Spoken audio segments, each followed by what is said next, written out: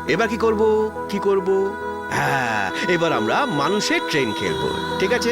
চিক চিক চিক চিক চিক চিক চিক চিক চিক চিক জোরে জোরে জোরে জোরে জোরে আরো জোরে আরো জোরে আরো জোরে চিক চিক চিক চিক চিক চিক চিক চিক চিক চিক চিক চিক চিক চিক চিক।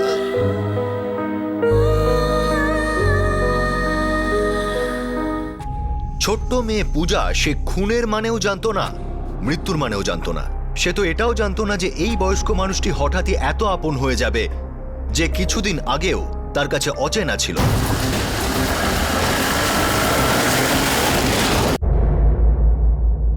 এটা আমার স্ত্রী প্রমিলা, আর এটা আমার বড় মেয়ে প্রিয়া, আর আমার মেয়ে পূজা কোথায়? ও তো অনেক ছোট। আমার ফ্যামিলির সাথে কি হয়ে গেল? আপনি উত্তর দিচ্ছেন না কেন? আমাদের কাছে প্রশ্নের একটা লম্বা লিস্ট আছে মিস্টার অশোক শর্মা। আপনি যখন এগুলোর উত্তর দেবেন তখন জানতে পারা যাবে যে আপনার স্ত্রী প্রমিলা আর আপনার মেয়ে প্রিয়ার খুন কেন হয়েছে আর কিভাবে। কি করে হয়ে গেল? এগুলো মিথ্যে বলে দাও, এগুলো মিথ্যে। সবার আগে বলুন যে এই রমেশটা আসলে কে?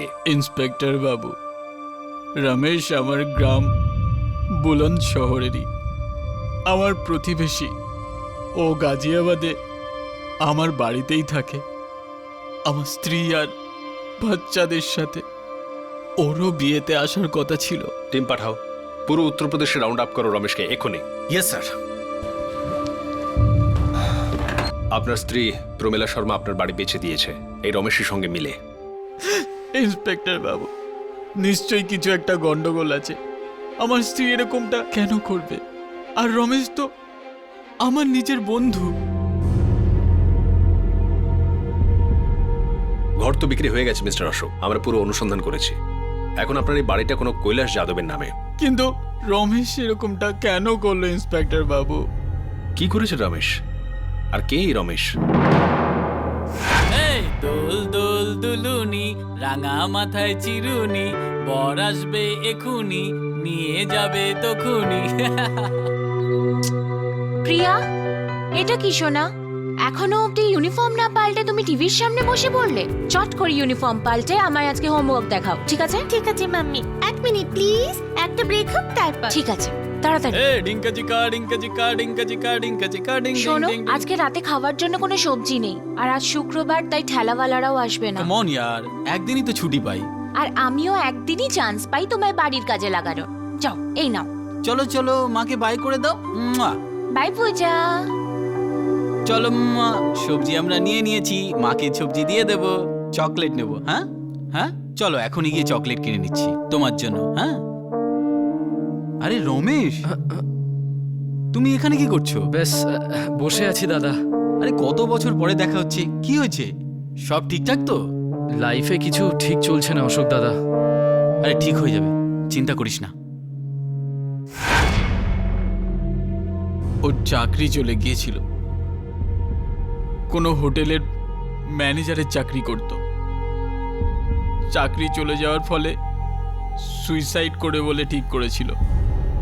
আমার ওকে দেখে দয়া হলো, তাই আমি ওকে বাড়ি নিয়ে গেলাম। প্রমিলা, ও রমেশ। নমস্কার বৌদি। নমস্কার।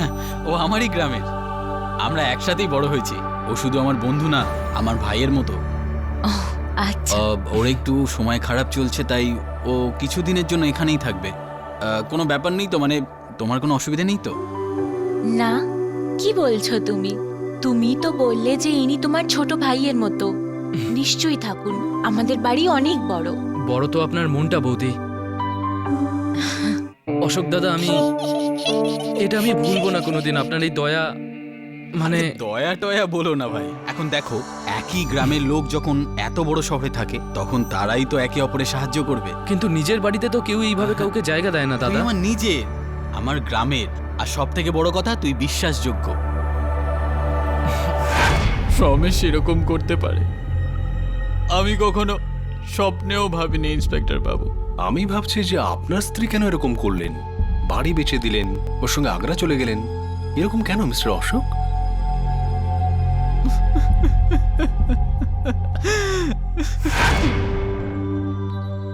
প্রমিলা, একটা ভালো জব অফার এসেছে।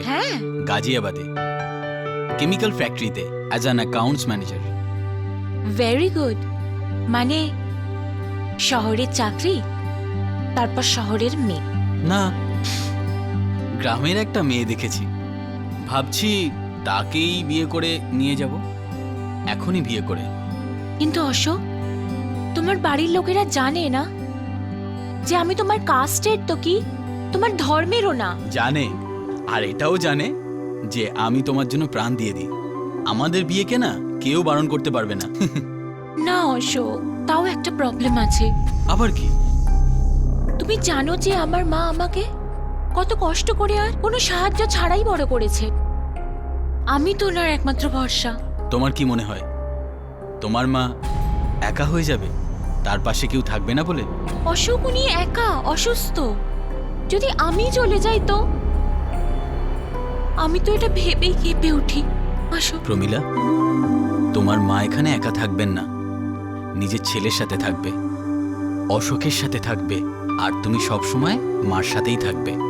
এবার তো তোমায় আমার সাথে বিয়ে করতেই হবে, তাই তো? I love you Pramila, I love you. Pramila, তুমি যখন থেকে আমার জীবনে এসেছো না, তখন থেকে একের পর এক ভালো জিনিস হয়ে যাচ্ছে। তো এর মানে এটা যে গড ফরবিড এর পরে গিয়ে কিছু খারাপ হলে তো সেই সবের জন্য তুমি আমাকেই দায়ী করবে? কখনো সেরকম হবে না, না খারাপ হবে আর না আমি তোমাকে সেই জন্য কোনোদিন দায়ী করব। উল্টো 4 জন মহিলার দায়িত্ব নিতে আমার খুব ভালো লাগে। আর তাই এবার এই ঘরটা তোমার আর বাচ্চাদের নামে। প্লিজ সাইন করে দাও এখানে। এটা কি পাগলামি অশোক? আমি কোনো সাইন টাইন করতে পারবো না। আইসফের, এই ঘরটা শুধু তোমার নামে। আমি যদি তোমার সাথে কোনো অসভ্যতামো করি বা অন্যায় করি বা তোমাকে দুঃখ দিই, তাহলে তুমি আমার এই বাড়ি থেকে একেবারে বার করে দিও, একেবারের জন্য। আমি কিচ্ছু বলবো না। এইসবের দরকার কি আছে? আমার জন্য, কমন, বাচ্চাদের দিব্যি। আমি করবো না। আইসফের, কি দরকার আছে এটার? মায়ের দিব্যি, প্লিজ মা, বোঝান না ওকে। মা, করে দাও না প্লিজ। That's nice. খুশি? God bless you my dear. আজ আমার নিজের ছেলে থাকলে সেও হয়তো এত সম্মান ভালোবাসা আমাকে দিত না যতটা তুমি আমায় দাও। Pramila, my dear, you are very lucky. You are such a good type of husband. I am proud of you my son. Thanks God, thanks God, thanks.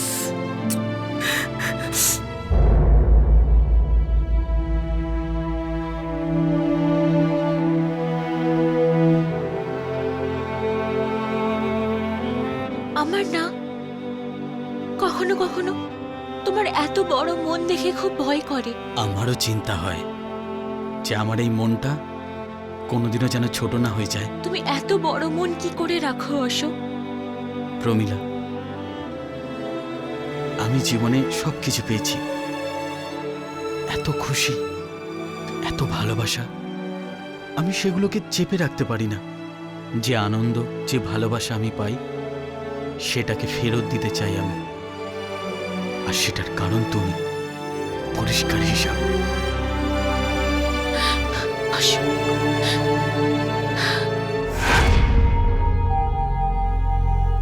কিচ্ছু ঠিক ছিল না ইন্সপেক্টর বাবু। আমার চোখের আড়ালে জানি না কি কি চলছিল। আমার স্ত্রী, যাকে আমি নিজের জীবনের থেকেও বেশি ভালোবাসতাম, আরেক বন্ধু, যাকে আমি ভাইয়ের থেকেও বড় সম্মান দিয়েছিলাম।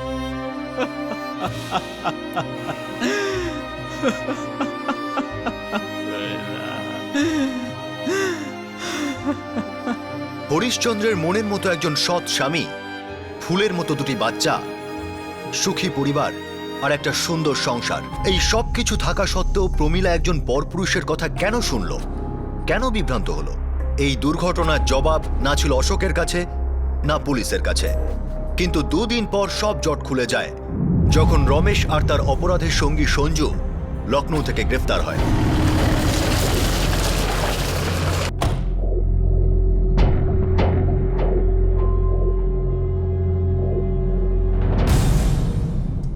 যে থালাটায় খেতে দিল সেই থালাটাকে পুরো গিলে নিলি শালা।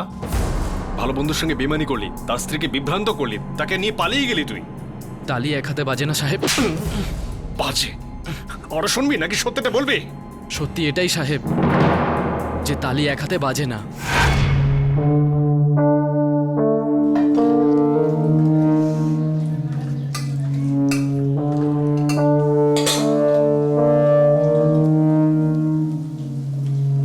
রমেশ, তোমার কিছু দরকার লাগলে চেয়ে নিও, লজ্জা পেও না। ঠিক আছে বৌদি।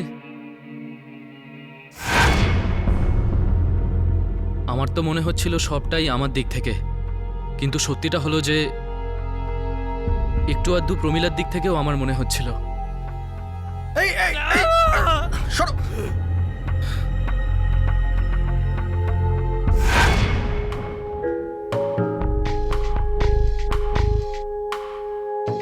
প্রমিলা, সরি বৌদি।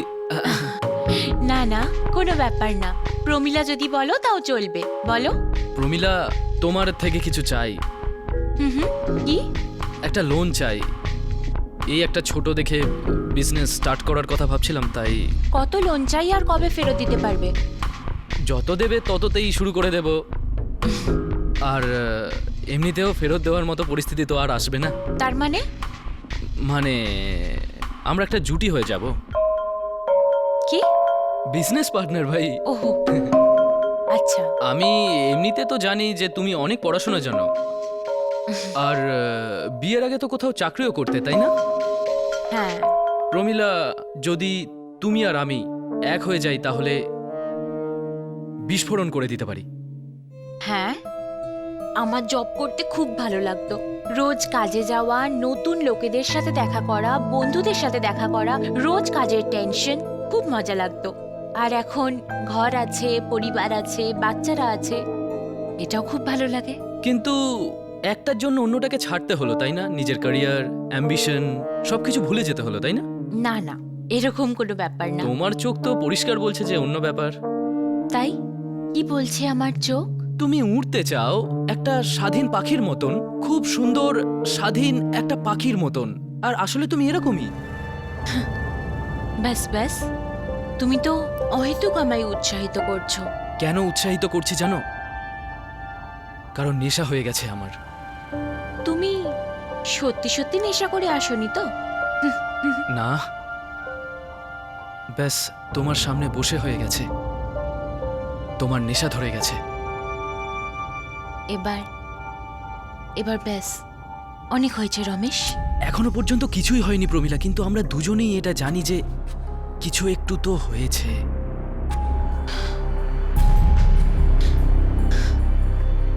তোমার চোখ পরিষ্কার বলে দিচ্ছে তুমি আমার চোখে সেই ভালোবাসা, সেই উন্মাদনা দেখতে চাও যেটা তুমি বহু বছর ধরে পেতে চাও। আমি কারো স্ত্রী হই। তুমি মাও, কিন্তু তার আগেও তুমি একজন খুব সুন্দরী মহিলা যার জন্য আমি জীবন দিতে পারি। আর যতদূর আমি বুঝতে পারছি তুমিও আমায় পছন্দ করতে শুরু করেছো, এটা তোমার চোখ বলছে।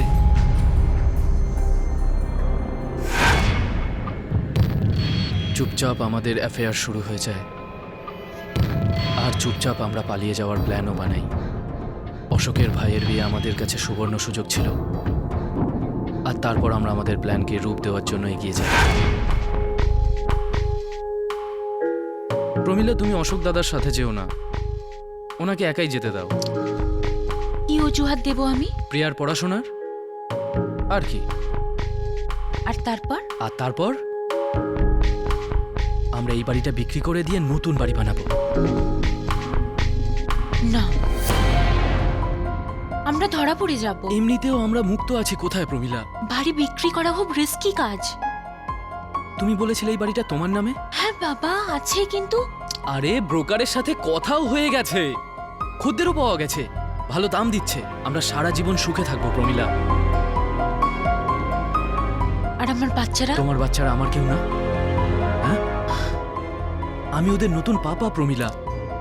আমরা একবার সেটেল হয়ে গেলে অশোককে তালাক দিয়ে দেবে, আর তারপর আমরা বিয়ে করে নেব। এরকম সুযোগ জীবন বারবার দেয় না। বললি না কেন তুই? আমি তালাক দিয়ে দিতাম, বাড়ি দিয়ে দিতাম, সবকিছু দিয়ে দিতাম। মেরে কেন ফেললি ওকে? কারণ আমি তো ভালোবাসতাম শুধু আপনার বাড়িটাকে, আর সেই বাড়িটাকে বিক্রি করে পাওয়া টাকাকে। বৌদি তো শুধু একটা মাধ্যম ছিল। আচ্ছা রমেশ দাদা, 25 লাখ টাকাটা সেফ আছে তো? 25 লাখ টাকা একেবারে সেফ আছে। আর মহিলা আর বাচ্চারা? মহিলা আর বাচ্চাদের মেরে রাত্রিবেলায় টাকা ভাগ করে নিয়ে পালিয়ে যাব।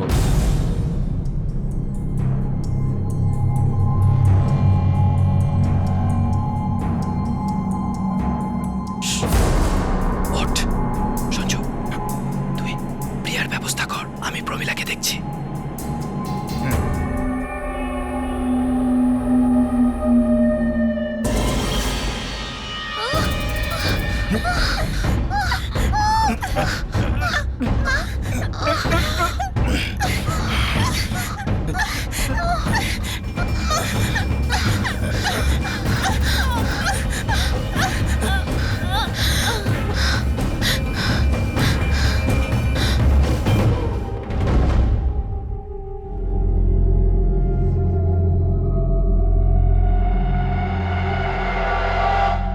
রমেশ, ওই ছোটটাকে ছেড়ে দে, খুব ছোট, এ তো কিছু বলতেও পারবে না।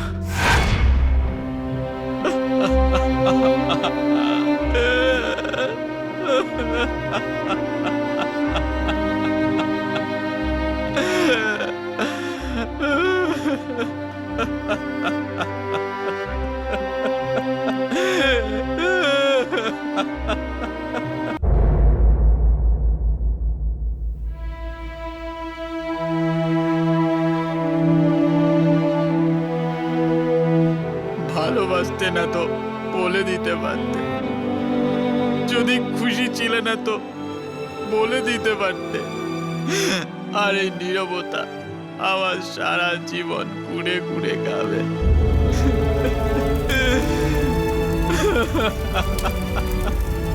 আমার বাচ্চা।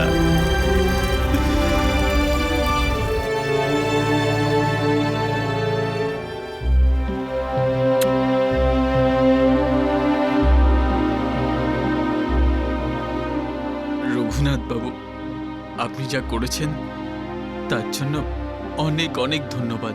আরে না বাবা, তোমার সাথে যা ঘটলো সেটা যেন শত্রুর সাথেও না ঘটে। আমি আমার অভিজ্ঞতা থেকে বলছি যে এই পৃথিবীটা তোমার মতন ভালো মানুষদের জন্য টিকে আছে, রমেশের মতন বাজে লোকেদের জন্য নয়। আমি জানি বাবা, তুমি এই ছোট্ট পরিটাকে তোমার সততা আর ভালোবাসা দিয়ে জড়িয়ে রাখবে। কিন্তু একটা কথা মনে রেখো বাবা, এই বাচ্চাটার উপরে ওর মায়ের ভুলের প্রভাব যেন কখনো না পড়ে। এসো বাবা, ভালো থেকো।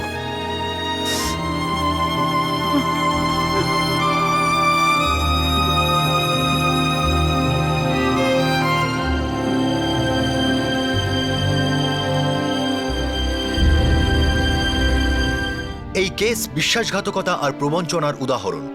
একজন বন্ধু তারই বন্ধুর পিছনে ছুরি দিয়ে আঘাত করে তার পুরো পরিবারকে ধ্বংস করে দিল। অশোক এই মুহূর্তে তার 3 বছরের মেয়ে পূজার সাথে জীবনে ছড়িয়ে পড়া টুকরোগুলোকে জড়ো করে আবার ভালোবাসার আশ্রয় বানাবার চেষ্টা করছে। এই কেসটা দেখে আমাদের এটা বলা তো ঠিক নয় যে বন্ধুদের কখনো সাহায্য করা উচিত নয়, কিন্তু হ্যাঁ, একটু দূরত্ব, একটু বিচার আর একটু বুদ্ধির প্রয়োজন। কারণ পিছন থেকে আঘাত তখনই হয় যখন আমরা কাউকে পেছনে কিছু করার সুযোগ দিই। আবার আপনাদের সঙ্গে দেখা হবে, ততক্ষণ নিজের খেয়াল রাখবেন, সুরক্ষিত থাকবেন। জয় হিন্দ।